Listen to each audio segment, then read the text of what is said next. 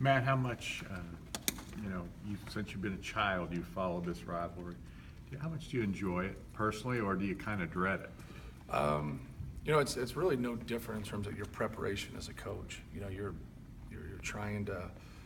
It is different playing on the road. I think you're always worried as a coach, no matter how many times you win or lose on the road. It's still, you're going into somebody else's environment, and sometimes guys with noise and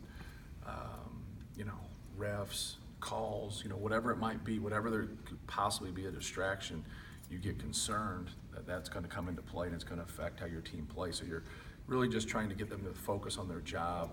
And the thing for us is we've been in some pretty, sticky environments, at Ohio State, at Michigan State, at Maryland, where we were able to get wins.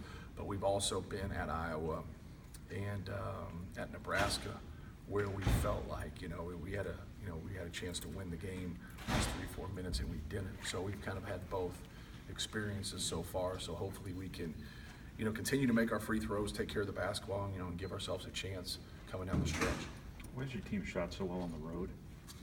I think you're at 45% from three-point range. I would say, first of all, we're good shooters.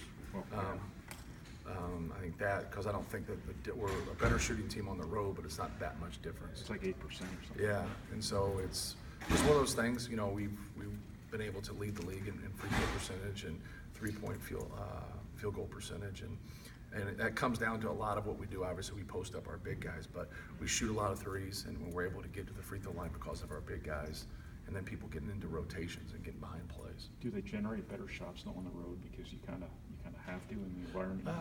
I don't know. I think you go back and look at each game. Different teams scheme different ways, and they open up different things. Sometimes I thought other night against Northwestern, they did some really good things against us right away. You go back and watch tape, and then we don't do a good job of passing and catching the first 4 or 5 minutes of the game. And sometimes it's our opponent, and sometimes it's us when we don't get good shots, and we don't move the ball as well. And then other times, I think certain things just kind of create openings, and then our guys make the most of it. How are you preparing for IU this week without knowing Blackman's status for sure, and how does he change things? Yeah, you always prepare like guys are going to play. I think that's the best way to go about it. It's easier to prepare for him to play than he doesn't than prepare for him not to play than he does. So you always prepare for, that guy. But they have good guards across the board, and so it's they're going to run, some of the same action. Obviously, they'd run it more for him when he's in the game than some of those other guys, for obvious reasons. But no, they have good quickness, they have good athleticism, they have good skill. They make threes, they shoot a good percentage. They're a good offensive team. And then Thomas Bryant really puts you in binds. And I really like Davis. I think Davis, can score this back to the basket. And with more opportunities when he gets the basketball, he does some really good things. So I think we have to be concerned of Bryant, not just on the interior, but all over the court. He's just a really good player. But also Davis on the low blocks. And then they have some interchangeable pieces, that play hard, and athletes that go along with their skill and their quickness on the perimeter. Is there something about defending on the road that's tougher just from an environment standpoint, a communication standpoint, things like that? You just have your normal breakdowns. Obviously, we've had breakdowns at home too, but just not as many. I think there's just so many variables that go into it, why a team plays better at home than on the road. And it's not always you. It's sometimes as a coach, you just constantly lock into why you did something well or why you struggled. And there is another team out there, and they have the ability to play well or play poorly. Can you just speak to how far Haas and Swanning have come as foul shooters and what that's meant to your team? Oh, it's been huge. They're going to shoot the most free throws, and Isaac's been in the low 70s, and Biggie's been, I think he's up to the mid 80s now in conference play. So that's big. Between those guys, they're probably 78, 79%. And it makes people think, when you're shooting 50% from the free throw line, and you're going to run a lot of bodies in there, and you're going to run out, and they're not going to always make them. They're going to make half of them. But when you're going to make 3/4 of your free throws, now you're accumulating fouls, but you're also, losing points on the scoreboard. You two teams are the two best teams offensively in the Big Ten. How do you expect that to change the style of play, or how do you? Well, I think we've scored the most. We also turn the ball over a lot too. So both teams are a victim of that. And I think that's when Indiana struggles, they turn the ball over too much, just similar to us. And so when you look at their bad stretches, very similar to our bad stretches, we help the other team. Sometimes the other team's forcing the turnovers, but when you consistently turn the ball over, it's normally, you're the culprit, you're the one that's doing it. So for us, we got to do a good job of that. You know, we got to do a good job of keep giving ourselves a chance, and they're really in the same boat. You know, when they don't turn the basketball over, they're a dangerous team. They've obviously proven that with some of the point totals they've had. Is Biggie getting better this season? I think Biggie's getting better. I think the decision making for him is so much better. He just takes his open shots. You know, when he's simple in the post and trusts his skill level, he's much more efficient. Sometimes he likes to over dribble a little bit and get closer to the basket. When he wants absolute layups all the time, you know, that's where, you know, he struggles a little bit. He's got to go to his sigma or his jump hook or his turnaround just as much as he does of wanting to get. There's nothing wrong with getting deep position and scoring, but when you don't get that deep position, now sometimes when they double and they run a lot of different people at you, it causes problems. What is it about him? Because he's no secret now. Right. So he's getting the best guy every night, but he's still throwing up some numbers. Yeah, well, I think it's a decision the defense has to make in terms of how they're going to defend us. We have a handful of guys that shoot 40%, around 40% from three. And so I think that's the question they have going into the game. Can we double them? Can we bottle them up? Because if we don't, he gets the ball in their hands, they're going to get in a rotation and someone's going to get a rhythm three. He's helped with that also, especially with Isaac, because when you went high-low last year with him, ultimately you didn't have to stay out there with him. You could play the percentages and they were just very average. Now the percentages are great. You know, he makes great passes, but he also knocks down threes. So for us, I just think the key is not as much of him, but his decision making. When he makes really good decisions and our perimeters make good percentages, we normally get people in rotations, and that's advantageous for us. I know it may be hard to generalize for him because his matchups change so much, but defensively, where does he still need to grow? I think just in communicating, you know, ball screen defense is hard for a lot of big guys. I think that's probably the number one thing for him or any other big guy is just constantly staying ahead of the play and communicating and not getting behind plays. You know, anytime those quick guards work big guys downhill, you know, it's hard for them. Do you truly throw out the records in a rivalry game? I don't know if you truly throw it out, but there's no doubt that there's something more to it. I think when you play in a rivalry game that makes them closer, more competitive games.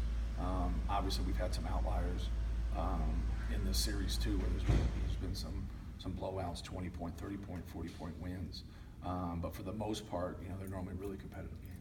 Vince has been struggling to score a little bit on the road, especially. Yeah. Just any connection there. Well, I thought he was really good here at home against Northwestern. You know, I don't look at it that way. I thought you know, Justin Jackson had 50 points in the last two games, and Vince held him to single digits. So I thought he did a good job defensively. I thought he got some key rebounds for us, and he helped us win. You know, it didn't go his way in terms of shooting, but you know, he's a good player. You know, he'll bounce back. I think a lot of times it's just opportunities. You know, sometimes you don't get as many opportunities. Go ahead. Every home game, you know, your fans let you guys know what they think about IU and what the rivalry means. Do you let your players embrace that a little bit, or do you just try and focus on that this is the next game? Yeah, we try to focus on. Obviously, they know, you know, what it means, and you know, but you're trying to get a road game. You're trying to improve your resume, but obviously, you know, especially guys that are from our state, you know, they know the importance of it, and you know, and what it means. What do you appreciate the most playing IU? I think for us, it's just, you know, we're trying to get better, especially on the road. We've had some good wins, but we've also had some tough losses on the road. So, you know, playing IU, there's a little uncertainty because, you know, their best guy, you know, might play and he might not play. But for us, we always try to program ourselves like those guys are always going to play. So, you know, you want to be able to be prepared for that. So nothing really, you know, outside of that. You know, we want to be competitive, but we don't want to beat ourselves. I think that's kind of been, you know, when we don't beat ourselves, we have a lot of success. I think that's probably more key than anything. IU's rebounding really well this year too, especially offensively of late. I think they're getting 38% in Big Ten play. Just what sort of responsibilities that putting on Caleb and Isaac, I guess? Well, I think what it starts with, obviously they have active guys, they have athletic guys, is they're very good off the dribble. So you're constantly helping. And if you're constantly helping and shots go up, you know, you don't have good rebound balance. So it's important for us to be able to try to contain them and have good team defense. Then if you overdo that a little bit now, they're going to get more threes. And so, you know, you have to be careful. You got to be able to contain the dribble, but also, you know, knock them off the line a little bit. And if you can do that and keep them in front of you, now you can rebound better. But I think that's where they get a lot of their opportunities, is they shoot long threes, but they also get people, you know, in those rotations from their dribble penetration and then that's how they get those, kick out threes. They'll get offensive rebounds and kick it out. They've always been really good at that. Matt, you would expect to get harassed on the road. And when you're 7'2", you're going to stand out. People are going to maybe single or isolate you. But when a crowd is chanting, "You are ugly," is that going too far?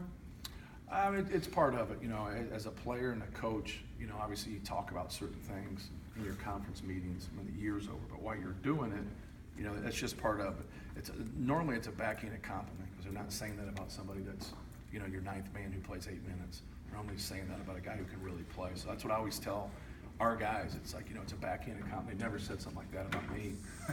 And I play because I average 4.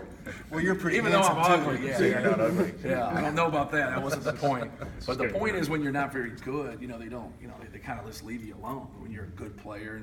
And, I tell them it's a backhanded compliment. I said, every time, you hear Swanigan, you hear Isaac Haas, they're fouling or they're traveling. I compared it to Yogi all the time. I'd always yell Yogi was, carrying the ball. And, really, we couldn't guard Yogi. That was what I was really yelling. And that's what happens. When you hear a lot of coaches complaining about guys, they're hooking or they're traveling or, they're doing this, they're doing that. They can't guard him.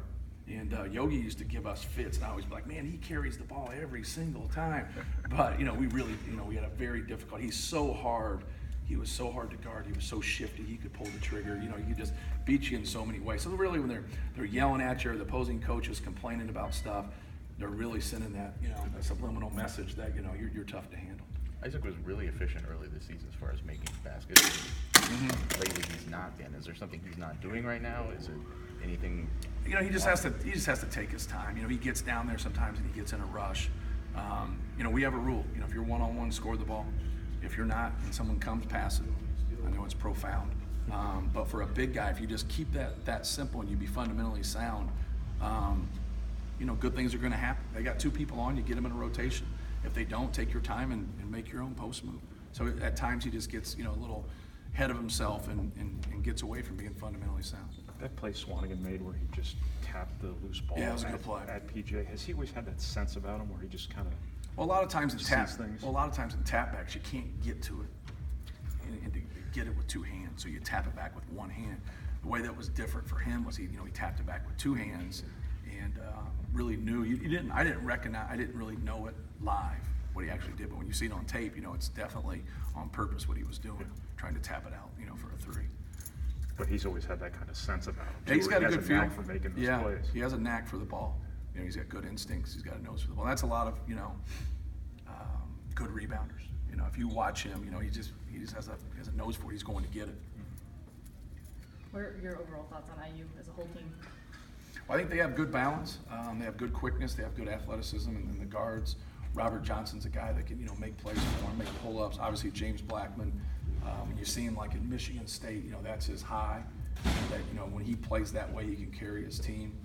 Thomas Bryant is getting the ball now more on the interior, and that poses a lot of problems for us, for a lot of people. But his versatility is kind of like Swanigan. He has the threat of knocking down threes. He shoots a good percentage. He shoots a low volume of them, which I think is good for those guys. I don't think they need to shoot 10 of those a game. Just having a low volume, but he's getting the ball inside. He's getting to the glass. He runs the court. He normally gets a run out for a dunk about once a game, it seems like. So I think the balance of him, but there are other guys. I think, like I mentioned earlier, I think Davis has really given him anytime you can have a good low post threat off the bench, he gives them a punch off the bench. They have some young guards. I know Newkirk's a transfer, but they have some new players in their system that are getting some quality minutes with James being out here. That's only going to help them down the stretch. So they've always been good. Tom's teams have always been good in transition and attacking offensively. And I think that's going to be a telltale for us. Can we rebound the basketball against them? But can we also keep them out of transition? And that kind of starts with our turnovers. And it's very similar to them. They help when they turn the ball over. They're going to help us. When we turn the ball over, we're going to help them. So I think that could be a key stat in the game. For us just not to beat ourselves. What's Carson have to do a little better defensively? Just kind of concentrate. He does some pretty good things on the ball. Yeah. But just a lot of times those fast, quick guards, don't have a high level of experience off the ball. Just concentrate more off the ball, and And whether that's pin downs or baseline screens or understanding, what the other team's running, just, a lot of it comes down to experience, Yeah. or lack thereof. But, he's played, over 20 games now, and so just he's doing a lot better job of picking some things up. It seemed like he got a little lost a couple times in the Maryland game in the pick and roll. Like he got kind of in between Right, and kind of right. stopped. Yeah. Just has to continue. Yes, yeah. Like when you get behind those plays, you just got to keep continuing and keep coming behind, whether you're trying to tap from behind or get the ball squared up or get your hands up so they can't pass it back. Just try to do something to make it difficult on the ball handler, Yeah. especially when you get behind plays. Thanks. Mitch, what's your thoughts on Black